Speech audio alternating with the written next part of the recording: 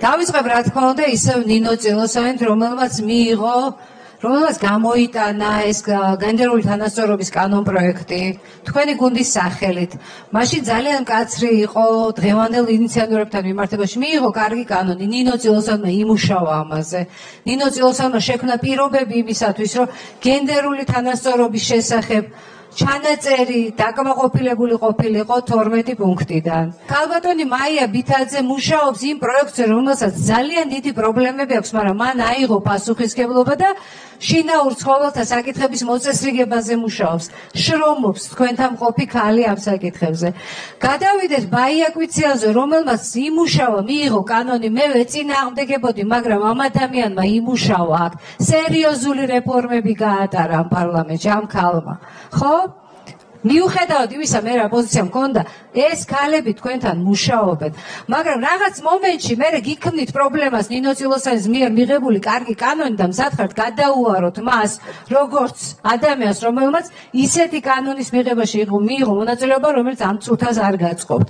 ეხლა სხვა საკითხები, არაპოპულარულ თემებზე მუშაობენ ქალები და ეს არ გინდათ. პრობლემურ საკითხებზე ლაპარაკობენ ქალები. ანი წითლიძეს შემოაქვს ბავშვების საკითხები ამ პარლამენტში და აინიცირებს, ხო? ბავშვების კვების საკითხს. არც ერთი კაცის ინიციატივა მსგავსი არ ყოფილა. ხატია დეკანოიძეს შემოაქვს ინიციატივები, რომლებიც ასევე პრობლემურ საკითხებს ეხება. თეონა აკუპარტია ძალიან ბევრ პრობლემას გიქმნით, იმიტომ რომ როგორც ქალი ხმას იღებს და ლაპარაკობს. სოციალურ პრობლემებზე ლაპარაკობთ ყველას. მე ვიყავი ადამიანი, რომელმაც ბავშვებთან დაკავშირებით ქორწინების საკითხი გააუქმა იმ მოწვევის პარლამენტში. ასევე დიდი რეფორმის ავტორი ვიყავი, რომელიც ეხებოდა შეზღუდული შესაძლებლობების მქონე პირებს და ფსიქოსოციალური საჭიროების მქონე პირებს. ეს სია არის უსასრულო. და ჩვენ ვართ ადამიანები, ვინც ლაპარაკობენ ადამიანების პრობლემებზე ამ ქვეყანაში. ამ ქვეყნის 50% მოსახლეობის პრობლემებზე და თქვენ დღეს ამ ქალებს იმასაც ართმევთ, რაც აქვთ, რასაც თქვენ წყალობად უთვლიდით და სინამდვილეში შემთხვევითი შეკითხვა კი არ არის, ვინ გადაწყვიტა ეს საკითხი, ვის მოელაპარაკა.